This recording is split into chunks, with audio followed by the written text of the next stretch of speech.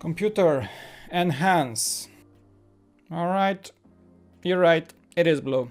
Hey guys, welcome to Cool Factor, this is Mike. The Bad Batch Shuttle has arrived, or did it, because this is the official reveal, but it was leaked a few days ago, as many people were just doing some drama with the LAN network, and then it was actually shown by, I think, a Lego ad, a banner, a pixelated small banner on the internet, but officially made up by Lego, so people knew how it looked like, and it just was circulating all over the place. But now we actually have the full-on pre-order page, $99, available from August 1st. You can still pre-order one, it's not sold out or anything. I hope it won't, because I'm still thinking if I want one, but I think I want one.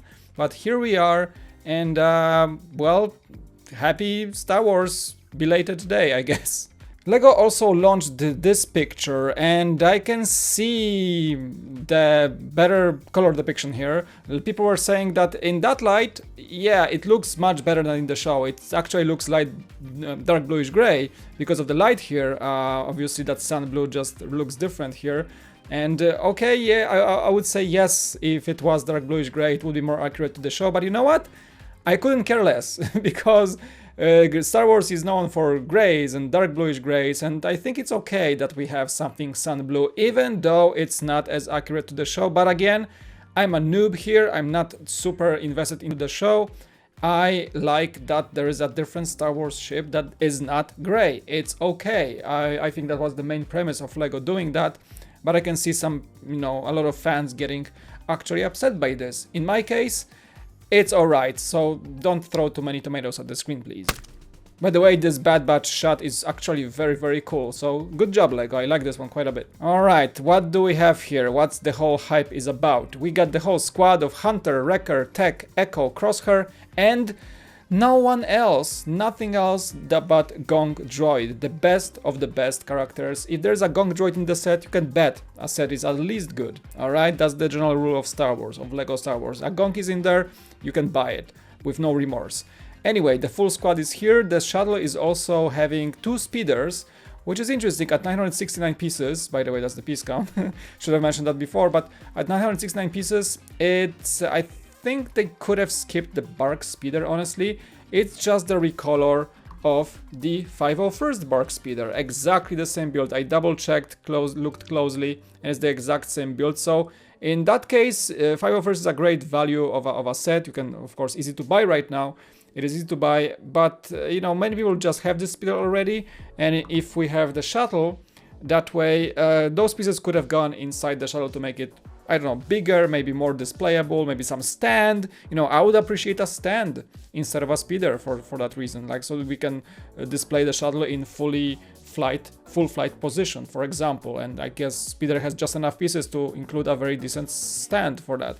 Anyway, that's my grief with it, but the minifigures save it a lot because they're amazing, they're custom, they're awesome. Let's actually take a look at those right now. Alright, let me see if I tell anything about them, because I'm not really a watcher. I didn't even see the first season of the first episode of the Bad Batch yet, or I didn't watch the Clone Wars, so I'm very like, who are these guys in most cases? So you know what, I should maybe check. Alright. Alright, I think I know enough. Thank you, Wikipedia, I appreciate it. So, we got the Hunter. He has a knife because he's apparently skilled in melee combat. I really like the print for the helmet, really cool. Reminds me kind of that Uruk-hai from Lord of the Rings because of that red marking and all that stuff. Printing all over the place. I think a lot of these guys also have printed arms, which is great. Then we have Wrecker, and I think that's the beefy guy, so that's why he gets the printed armor with pauldrons and everything, so he looks beefy.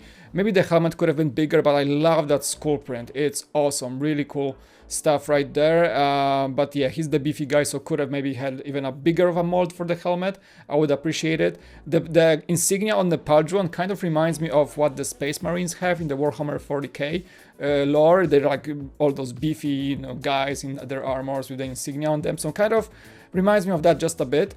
Tech is my favorite minifigure of the pack, honestly, and I think people said that even I look kind of like Tech in my glasses. Is that right? I'm not sure. You guys decide. You guys tell me. But I love the helmet. That visor, I think, is it's possible to close it. And he has some sort of a backpack as well too. So really good minifigure overall. Then we have, I think that's Echo, the last of the members to join. And he has a kind of a similar print to Hunter, but you can see the utility belt. And also his kind of like a skull insignia on the chest. That's awesome, and I like also the detailing for the helmet. All of these guys have really good helmets, and I think the this set is like a glorified minifigure pack, let's be honest here. Like, it has amazing minifigures and the characters that everybody just seeks after in the Star Wars lore right now. And then Crosshair, it's kind of different, more like a Dark Trooper. It's more like an Imperial armor in black, honestly. He's the marksman of the team. And even though it's more like a classic Stormtrooper looking helmet, I like the fact that the visor is very contrasty. That green kind of like lime glow from it, it's really good looking on this helmet, and I think it's gonna be great to just add him to the whole collection. I mean, LEGO did not omit any of the members, which is great.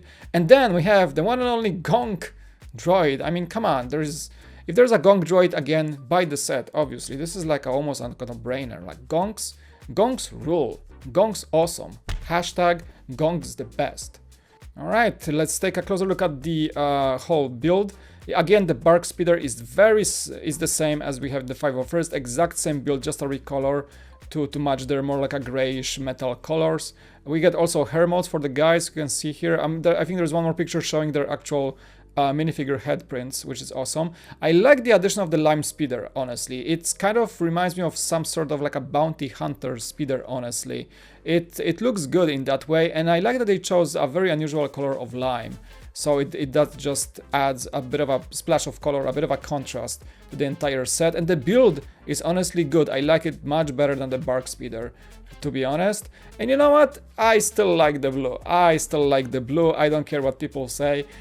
Even though it's not as accurate as it's supposed to be, I like that the blue is adding some variety to the Star Wars sets, which are always gray and black and dark gray. And I just think that that's what was LEGO was thinking when it comes to this set.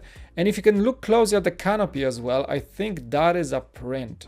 That is, I think, a print. There is no sticker edges I can kind of notice. So I'm assuming this is a print, which would mean that maybe this set doesn't have stickers. But I think there are stickers in the interior, which is actually the next shot. So let's take a look at the interior. There you have it. So there is space for all of the members of the crew, I guess. So 2 minifigures in the front, 2 in the middle, kind of facing each other.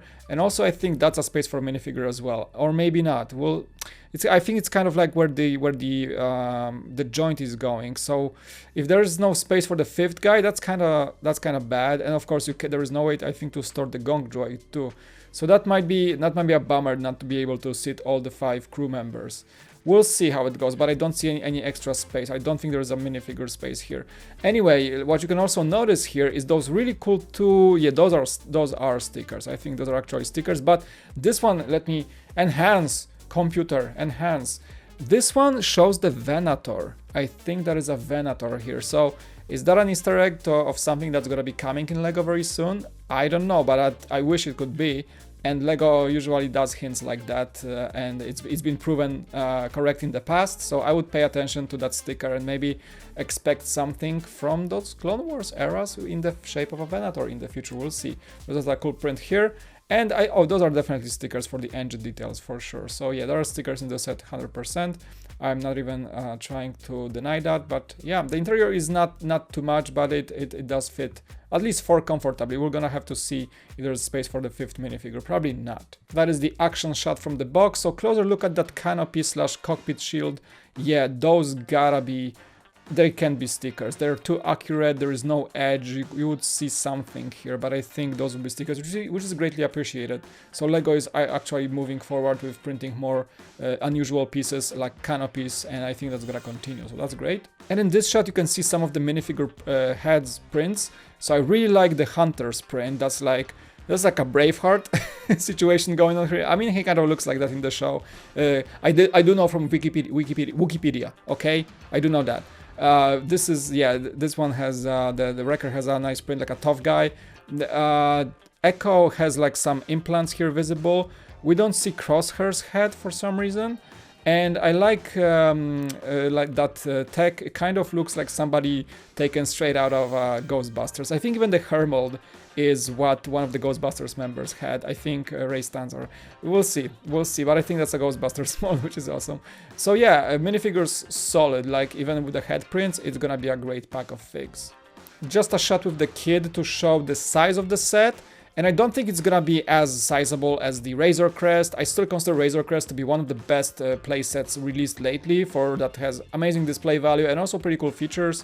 So I think the Bad Batch Shuttle is kind of not as glorious, as big, as epic as this one, but still, nevertheless, it does offer, I think, better minifigures. Even though Baby Yoda is in the Mandalorian set, and it's hard to beat, obviously, but having a full pack of custom clones is amazing in its own way. So I think that it will just justify being in most people's collection just for that reason.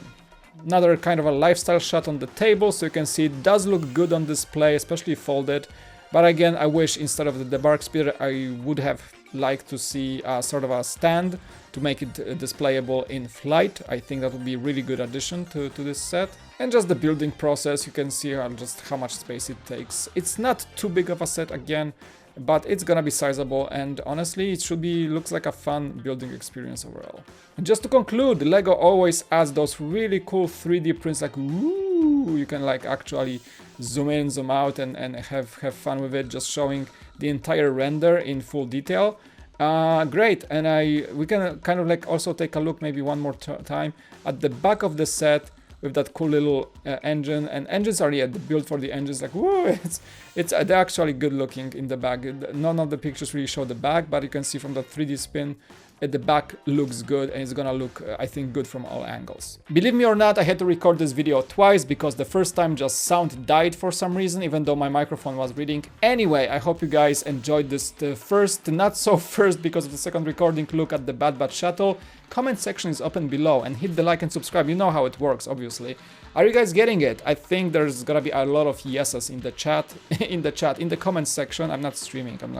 I stream so much I sometimes forget.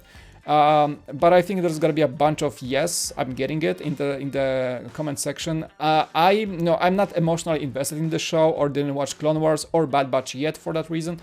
But even though I believe there's gonna be a good set, and just the minifigures alone do excite me. I think if somebody's just into Star Wars minifigures just a little bit, you know, this Bad Batch Shuttle is a kind of a must-have because of all the exclusive guys that we are being offered. We don't know if they're gonna remain exclusive after the set is now on the shelves, because the Bad Batch show is actually just starting, so we most likely will be seeing maybe some other sets coming in the future, which may repeat or may not those minifigures from the shuttle, but we shall see. That at this point the shuttle offers the entire pack of figs, and that are to this at this moment in time exclusive, so that's a big selling point. All right, once more time, let me know in the comment section below what you think. Hit the like, subscribe, all this stuff, and I hope to see you in the next video here at The Cool Factor. It was Mike, The Cool Factor. Peace out, bye.